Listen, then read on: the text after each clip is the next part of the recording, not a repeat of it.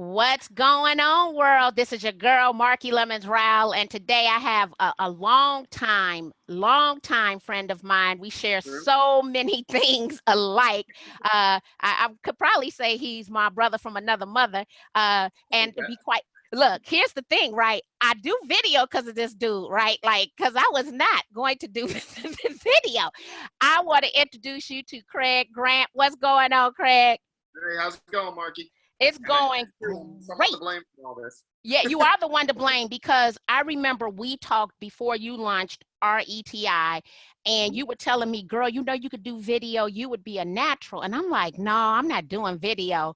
And soon thereafter, Facebook Live came out and that was like the hook, right? Yep, And I'm thinking to myself, you were encouraging me, you were trying to push me off, yep. off the curb. And I'm like, no, I am not jumping off the curb to do video. But you And gave so me the same line you say in front of your crowds all the time about, I'm the round. I'm like, yeah, but your personality pops. Like, you'd be perfect for video. oh, thank you very much. I want you to let the audience know what it is that you do in the world of real estate education. Absolutely. So, first of all, my name is Craig Grant. I'm the CEO of RETI, which stands for the Real Estate Technology Institute. So, I have a couple different businesses that I run. One is that I'm a national speaker and instructor in the real estate world. So, I always say I'm all over the country every single day teaching realtors everything there is about technology, marketing, cybersecurity. If there's a geeky topic, I definitely cover it. So, that's one aspect as an instructor. Also, I do run a site called reti.us, which Mark you mentioned, which I'll kind of get into that more later. But I mean, it's a site where every week we do free webinars helping the industry just learn about technology and marketing. And then there's also a membership side of the site where you can access to over 1,000 instructional videos and product reviews. And really, we kind of call it the YouTube of real estate tech because it's like everything a realtor wants to learn, they can learn on that site.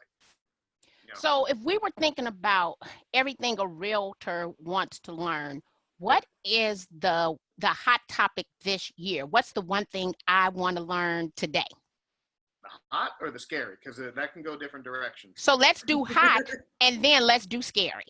Okay, cool. Hot.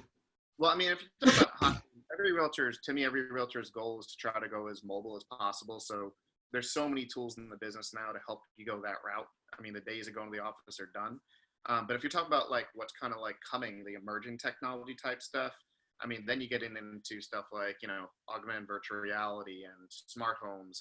And, there's a lot of different tech that's really coming down the pike that most realtors don't know anything about. That's really starting to pop and affect the industry.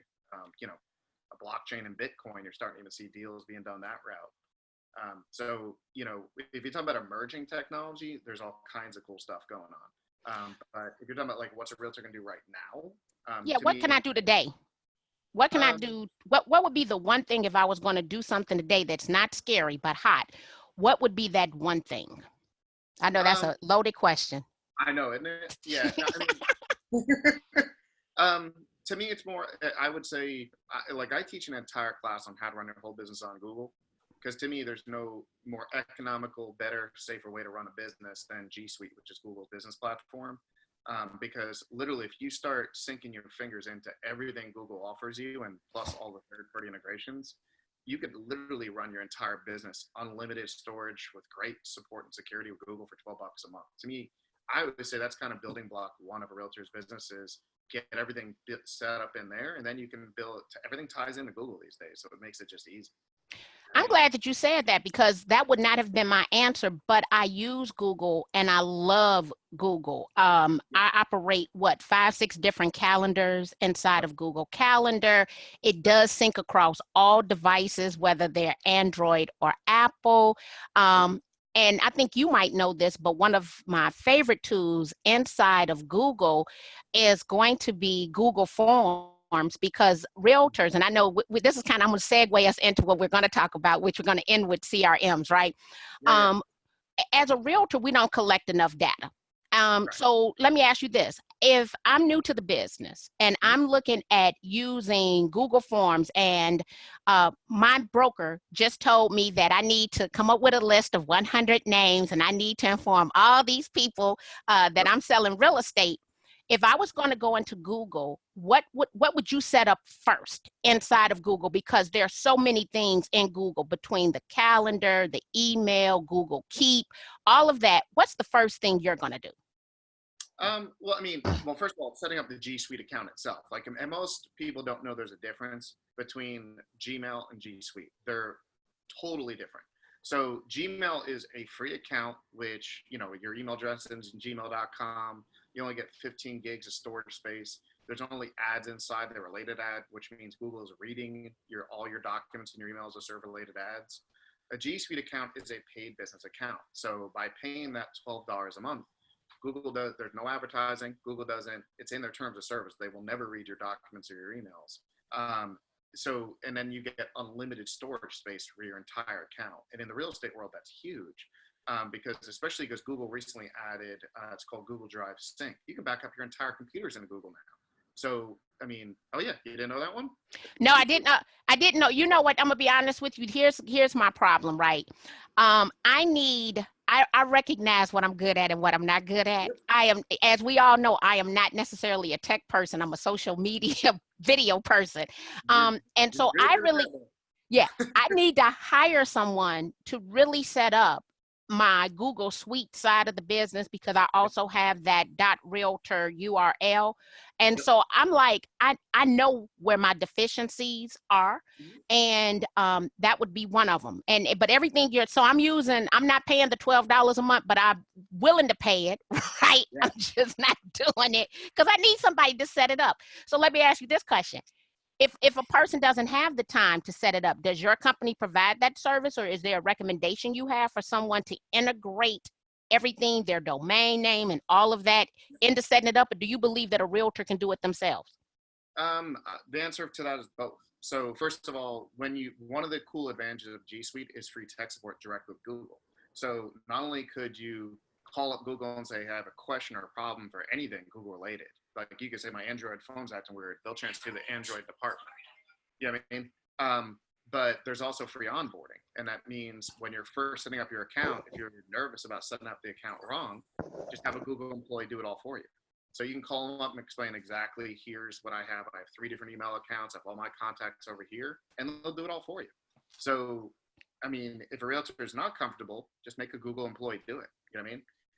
And then the other side is, could my company do it? The answer is yeah. We have, as part of RETI, we have what we call our gold and our platinum packages, which is instead of just going in and watching all the videos and learning yourself, it's one-on-one training. So if you do the gold or platinum, it's okay, what do you want to learn this month? I want you to help me with Google. We would train you all about Google or help you get things set up in there. You have just, every time I talk to someone, right, I leave with this to-do list. So you're going to make me finally in the month of July set everything up with the marquee.realtor domain, because I have all these email addresses, right? 3 or 4 of them. I've been operating with them for probably about 10 years now. I don't want to lose the data, but I don't know how to integrate, and I haven't taken the time to figure it out, right? And so I'm putting that on my to-do list. Okay, so one, I did not know that I could sync my entire device. The $12 a month for all the stuff that we pay for is minimum. Nothing. But you said something. The support's awesome. I mean, I didn't even know they had support. So guess what? That lets you know how limited, right, that I am on that Google side. So I've just realized so many possibilities, right? Because you talked about third-party integration. So oftentimes I'm using tools like, would you call it Zapier or Zapier? I call it Zapier, but I don't know if there's a wrong or right way to pronounce that one. Like everyone says it different. Okay, so Zapier, right, which automates tasks. So you can have it talk to Google. You can import, export information, right? And so between If This Then That and Zapier or Zapier, we've basically taken Google Suite and put it on steroids to talk to all these other third-party tools, right? Absolutely. Wow. Okay, so now you got me. I got some work I need to go back and do. So we're a brand new agent. We're going to get a G Suite account, and we're going to spend $12.99 unlimited storage with great tech support, right? Exactly. But then you said something about scary. So what is scary today?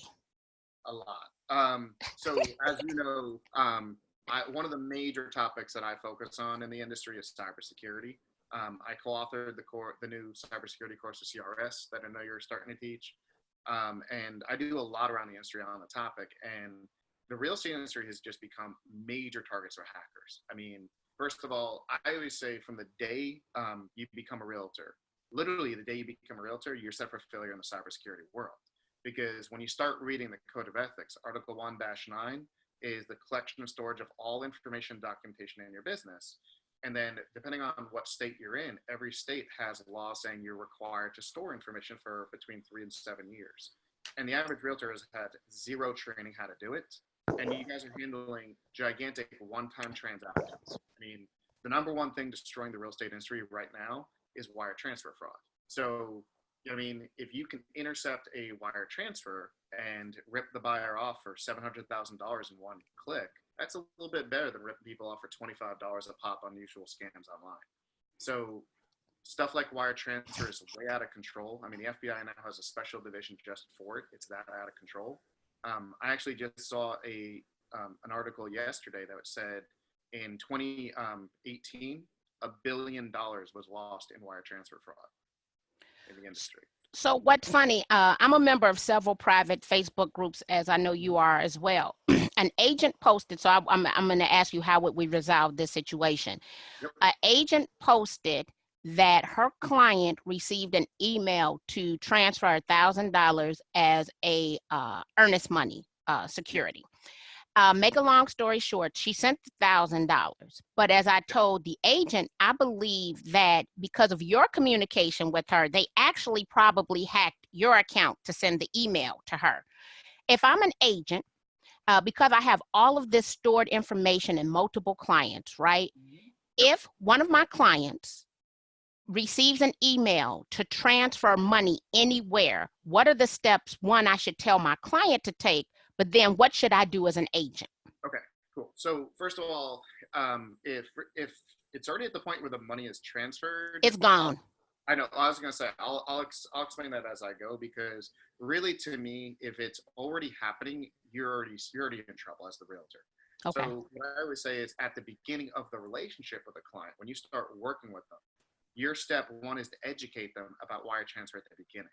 So when you first sign up with them and they're signing their exclusive right to work with you and everything, you right then and there explain to them, hey, by the way, this is something major going on in our industry. You got to be aware of this.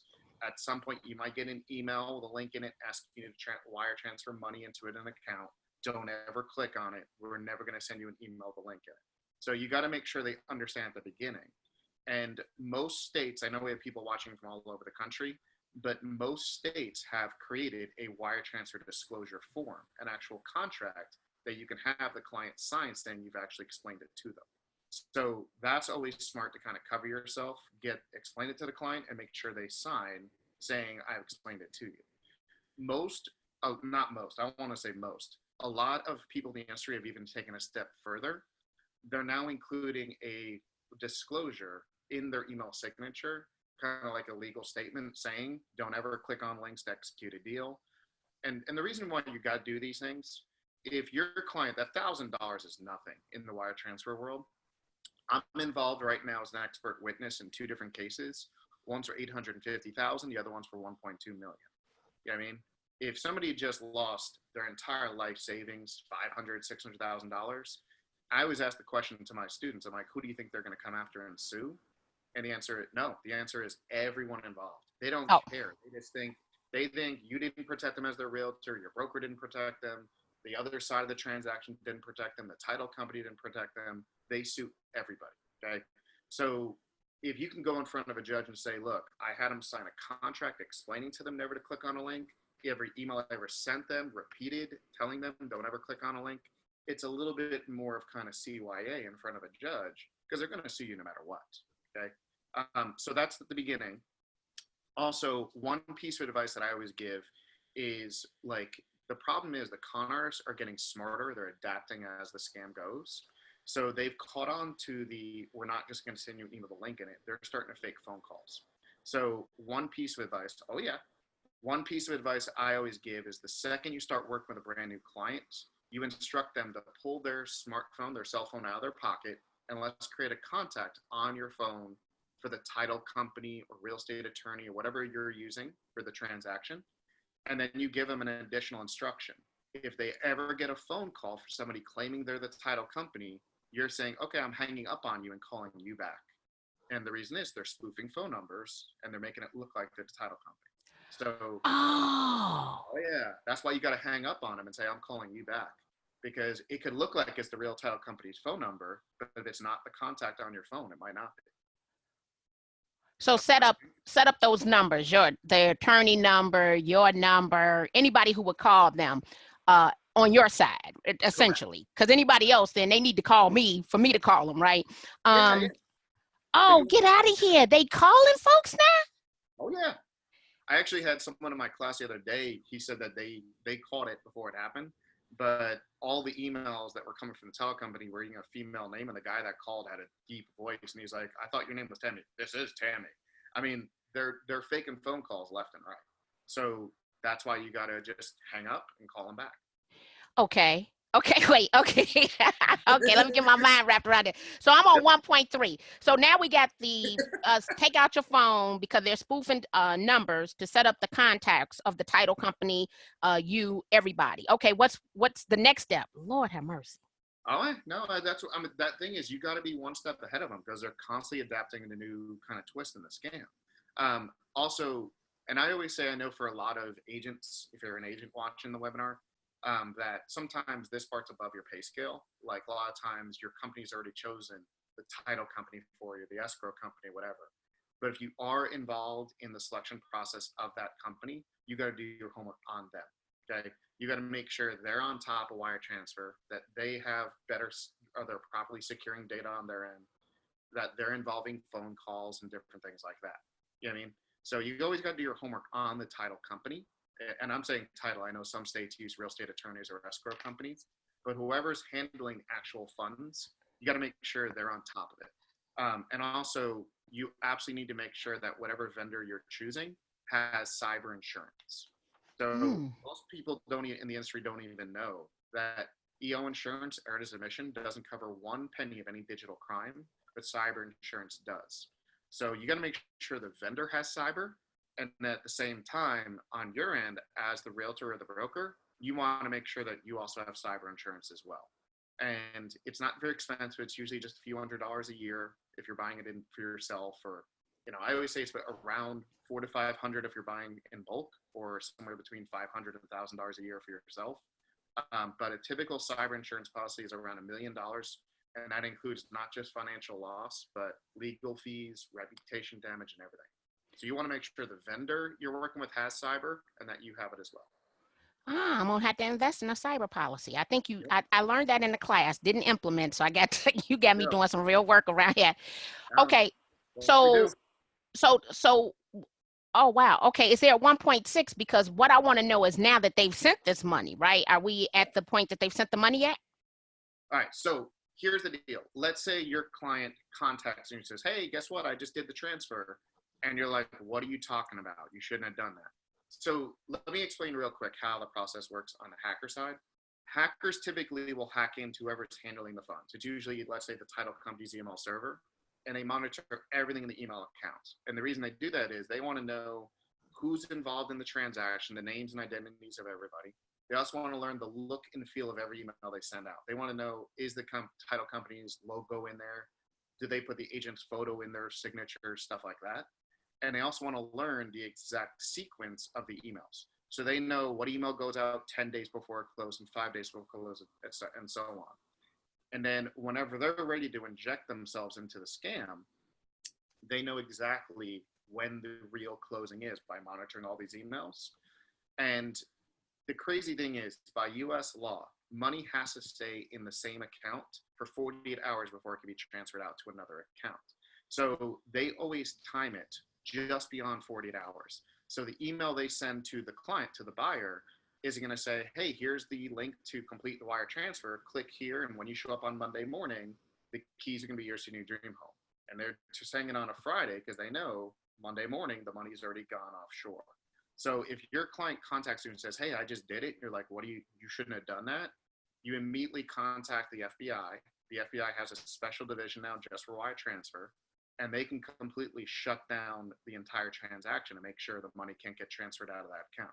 You'd also want to contact your bank that the scam is happening through, but you got to make sure it's stopped within the 48 hours, because once it gets beyond 48, it's offshore and you'll never see a penny again.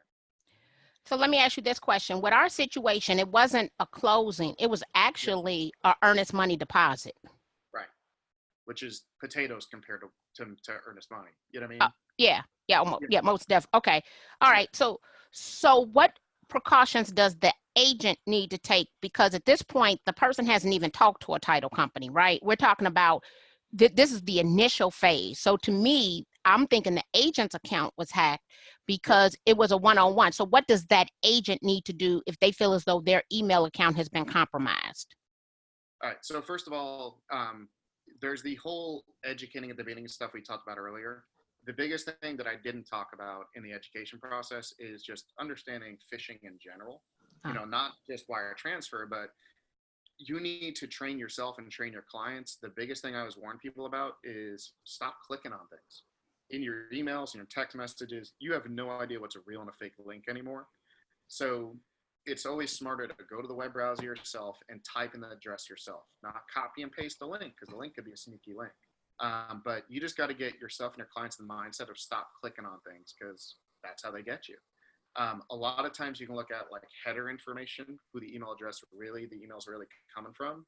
But the problem is with phishing scams and wire transfer, that doesn't always work, because they can send emails out of your actual real email account, right? If they've really hacked into the account. So stuff, if you think your actual email account's been compromised, I mean, the best you could do is contact whoever your host is to try to verify if it's been hacked. And if it really has, you can try changing your passwords and see if that keeps them out, or you might have to shut down that account and start over. Okay. So look at changing the, because sometimes you don't have control anymore. So look at changing the password. And if not, you might need to set up a new email account. Yes. Oh, wow. Oh yeah. Well, I mean, if they really compromise your account, what other option do you have? Yeah, you don't have another option. Right. And then okay. Yeah, because the person did change their email address, but I wasn't sure what other steps are needed, right? And you know what's kind of funny? Now I'm teaching this class. I'm not going to be able to do this class any justice in comparison, right? Because you are the cybersecurity expert, which we all know that in the world of real estate, and we tell people this all the time, you need to have that niche. I know niche is the new word, just like Zapier, niche. Because there's so many areas. Like I tell people, you're a tech person, I'm a social media person. People try to group them together and they're really totally different aspects of the business. And the cybersecurity aspect is a whole nother area. So we talked about what's hot, right? And we talked about what we need to do. But at the end of the day, as real estate professionals, we want to earn money, but we want to protect that money. And I know that we talked about a CRM, which is an acronym for Customer Relationship Management System. So we set this up, we protect ourselves, but now I need to make me some money. Right. So what's the number one thing to do to make money? We got protection. I'm gonna go get me some cybersecurity insurance. That's protecting everything. But well, I mean, you and I were talking about it earlier. As a tech or social media speaker, it doesn't matter what topic you're speaking about. If you are in the tech instructor world, the number one question out of the crowd every single time, doesn't matter what you're talking about, is what's the best CRM? Because every realtor knows they need a good CRM, and it's the most confusing thing to figure out, because every vendor is different. They all claim they're the best, and some of them are awesome. But, you know, they all swear theirs is the greatest program ever, and they're all structured different. They look different. They have different features and tools. So it's like you got to do crazy amount of research to figure out which is the best CRM for your personal needs. And we're going to talk about it in a second. My team kind of created a solution to try to help people figure out what's the best CRM, because it is such a daunting task to try to figure that out. But a CRM, in my opinion, is the most important tool in a realtor's entire tool belt, because it ends up not just running your entire business, the communication, the note-taking and organizing of yourself and setting up your tasks and schedules and marketing. I mean, a CRM ends up running everything. And when you're talking about making money, that is what a CRM's real intention is. It's not just to keep yourself organized. That's kind of a byproduct. It's to make sure that every contact in your database, you're following up with the right ones at the right time, that you're kind of trying to gain business out of those customers in your database. Because if they're just sitting in a spreadsheet and you're never following up with them, well, customers forget about you pretty quickly these days. I mean, I talk about it all the time. The loyalty amongst customers in all industries, not just real estate, is gone. Customers don't care who they buy from anymore. They don't. The analogy I always give, if somebody can buy on Amazon and save it, save $1 versus buying it locally, they're going to do it. If it doesn't even save them the dollar, but saves them the hassle of driving to that store and dealing with a real live person, they're going to do it. People don't care who they buy from anymore. And in the real estate world, it stings more because it's a loyalty-based business, but all the data shows the loyalty's gone. So what I would say is, if you're still getting a good amount of repeat referral business, whatever your form of self-celebration is, happy dance, high five yourself or whatever, you should do it, because you're kind of the exception, not the norm. Most realtors are not getting repeat referral business anymore. I mean, I'm sure you've seen the data. Only 12% of consumers hire the same realtor twice. 12. It's down to 12. You know what I mean? And I always cite the study that Inman did last year, where 70% of consumers couldn't remember the realtor's name within a year of the deal. I mean, how are they going to hire you again and refer a business if they don't remember what your name was? You know what I mean? So the CRM's real intent is to keep you in front of your sphere, and that way you're top of mind, they remember you, stuff like that. So that's the goal, is to make sure you're leveraging all the people in your database and hopefully get more business out of them. Am I wrong? Or everyone has a different take on CRMs. That's always been my spin. No, I mean, 100% I believe in the spin, and I understood the numbers. And here's what's crazy about the numbers. When we look at the amount of repeat business, they still, actually, the satisfaction rate on most studies is high. So they were pretty much satisfied, right? They feel as though realtors need to negotiate better. I think across every survey, they thought they should negotiate better, but they like the experience. And so to me, when you talk about, oh, you enjoyed it, but you didn't remember my name, and it's only a 12% chance you'll do business with me again in the future, there's something we aren't doing right, okay? And I would say it's the fact that, I'm going to take it back even a step farther. Everybody wants this flexibility and unlimited earning potential, but only a very small percentage of people in real estate realize they're entrepreneurs. And really their job is lead generation and staying in contact, right? And so everybody's still ticked off with the Zillows and the Trulias of the world, but they do what we don't do, okay? So I'm never mad at them, because they market our properties, they stay in contact, because that is their business. It really should be our business, but because we don't understand being an entrepreneur and having a business plan, and we don't read these studies coming out of NAR because we delete all of the emails, right? We're often disconnected from our business. And so, and it's no reason I should do as much referral transactions as I do, right? But I'm going to send you something every single week, right? So, and I knew that that was something that I wasn't doing a great job of. And I'm looking at my open rate and click-through rate, and it's not extremely high, but if you take a look at that entire database, that's how many people that are consistently seeing, even if they're deleting, right, they're subscribed, they still see my name come across, right? So you did this study. We understand that it's necessary, right? Because we're only capturing 12% of our past clients. So now what do I do? Well, I mean, aside from the CRM, okay, the number one thing that I coach about how to build business and be the entrepreneur and everything you're talking about is, if there's not an actual friendship in place, don't expect to get hired again. So in my opinion, it is more important than ever to build relationships with your clients. So that way there's an actual friendship and you stay in their lives. Social media is a great way to stay in their lives. You can pop in occasionally, top of mind, just pop in on social media on them. Client appreciation parties and events, like relationship-based marketing, to me, is the number one return on investment in the business right now. It's staying not just in one person's life. It's, I'm going to make all my clients friends together. It's like, it's ingenious. But that's really the mindset you want, is friendships. Because if there's not a friendship there, all the tech and all the CRMs you have doesn't matter. You know what I'm saying? Like, I'm going to tell you this. There are some agents who have built their entire business on Zillow and Trulia leads, right? but they put themselves in a position that they have to continue that. Where Correct. to me, I understand coming into the business, not having a book of business. So you might commit to 24 to 36 months. But there's a point that if you want to see the shift in your business, you have to build these relationships. You have to cultivate them. If not, you put yourself in a position to be a lead buyer for life when you should not have to be a lead buyer for life. There's a point that you should, if you're doing, and I'll take an example, had an agent, he does about 120 transactions a year, but he's getting very few referrals because he isn't cultivating. What you just told me is he has not built any relationships. There you go. And it's harder than ever to build relationships because, you know, tech has removed some of it, right? I ask my crowds all the time, how many of you guys have ever done a deal sight unseen, like, you know, all through the internet or whatever? And almost the entire room, oh yeah, I've done a few of those. There isn't as much time to get to know a client as there used to be back in the old days, and driving around, getting to know them and their family. You got to make more of an effort than ever to build a friendship, because otherwise you're a pure transaction now. And again, this isn't a real estate exclusive thing, but especially now with the emergence of stuff like iBuying, the relationship stuff's going to get hurt even more. Why do we even need to list with a realtor, right? If you talk about what's hot trend that could change the business, iBuying is, that's a big apple to bite right there, right? But the bottom line is, like, you're going to see more and more of the erosion of the relationship. The ones that focus on relationships, to me, are the ones that are going to come out on top.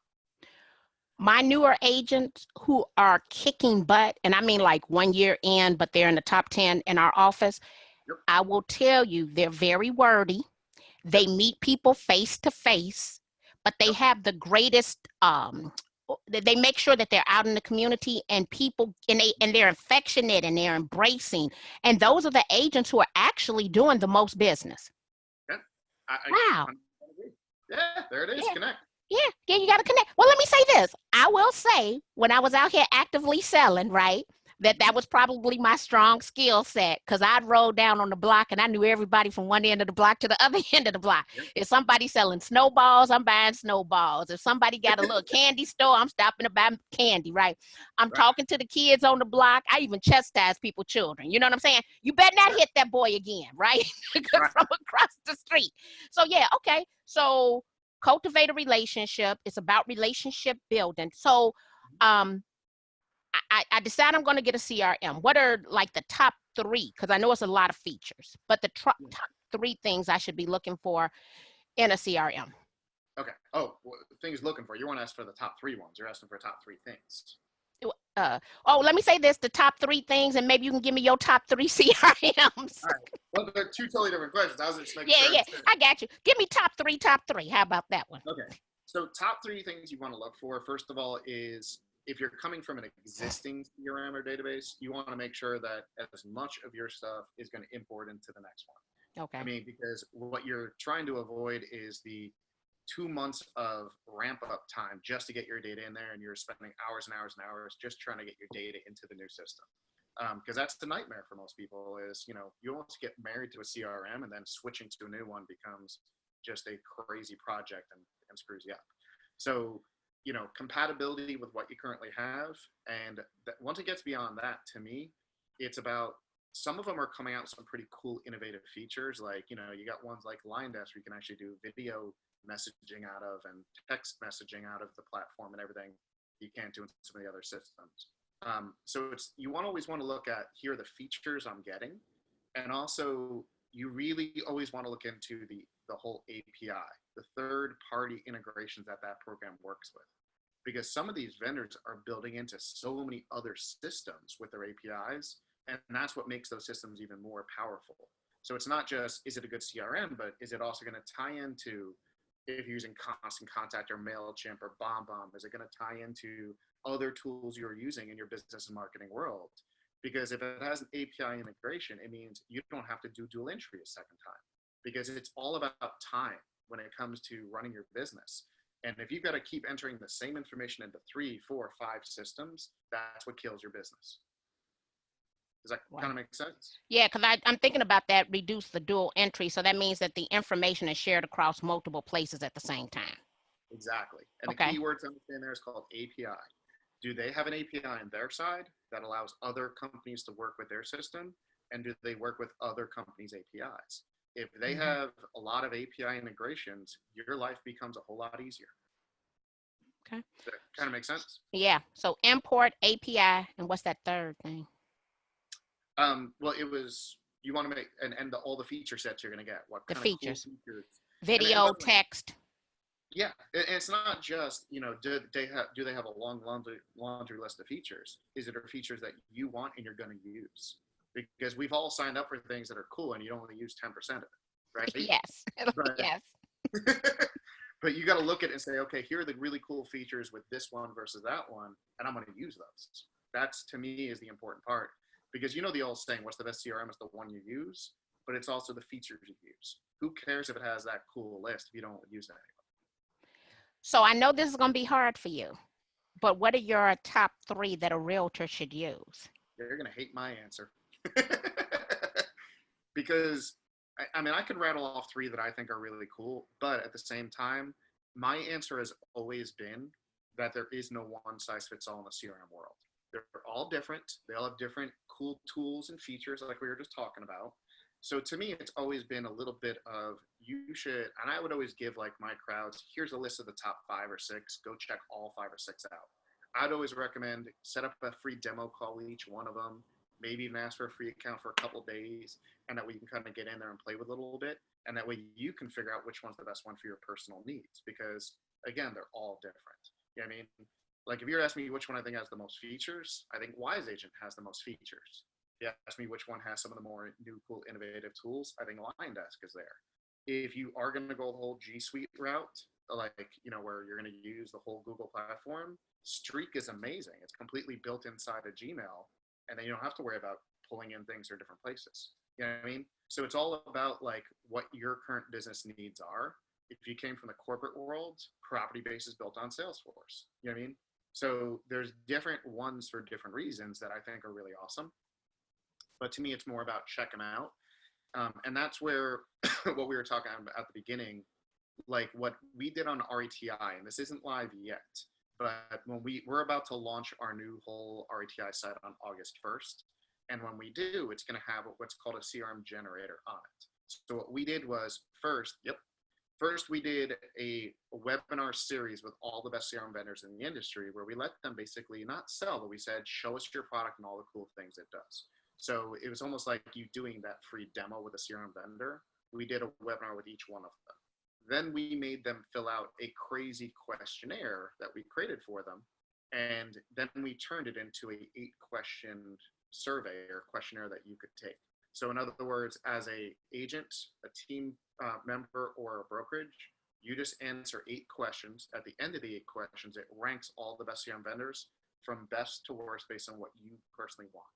And then the next step is, here's your top 5, set up a demo with each of the 5. Does that kind of make sense? Yeah, that makes a lot of sense. Yeah, there's nothing like it in the industry. We try to approach it from kind of a empirical standpoint of, here are the tools I want, here are the third-party tool integrations I want, which vendors have the best systems for me.